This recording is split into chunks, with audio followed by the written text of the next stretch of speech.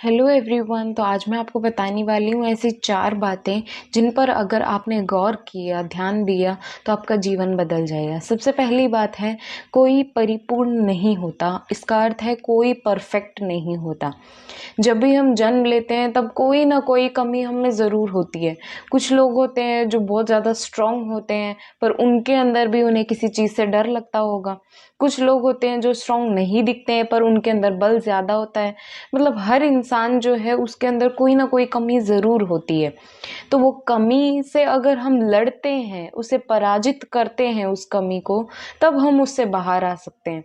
तो अपने आप को कमज़ोर समझना इसका इलाज नहीं है। उस जो दिक्कत है, जो कमी है, उस पर काम करने से हम उससे बाहर आ सकते हैं, हम उससे विजय प्राप्त कर सकते हैं। तो पहली तो ये बात थी।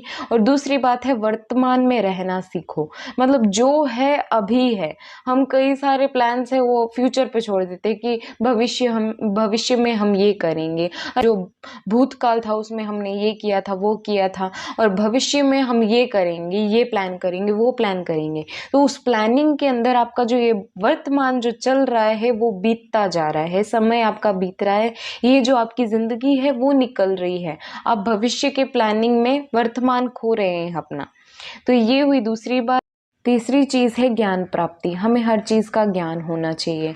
मतलब चाहे हम स्कूल में जाकर कुछ पढ़ रहे हों, या हमारे बड़े हमें कुछ ज्ञान की बात बताते हों, या फिर उनके जो मतलब एक्सपीरियंस जिसे हम बोल सकते हैं, उनका कुछ अनुभव हो, वो सारी चीज़ें हमें आगे बढ़ने के लिए बहुत हेल्पफुल होती हैं, बहुत सहायक होती हैं। हम कोई भी चीज़ करते हैं हमारे जीवन में, उसमें वो ज्ञान बहुत ज़्यादा आवश्यक होता है। ज्ञान प्राप्ति की हुई हर जगह काम ही आती है, व्यर्थ नहीं जाता प्राप्त किया हुआ ज्ञान। ये सबसे मेन बात है और सबसे महत्वपूर्ण बात है, हर चीज़ का ज्ञान होना चाहिए। और चौथी बात है, धर्म संकट को पहचाने। अपने जीवन में कई सारे तरह के संकट आते हैं।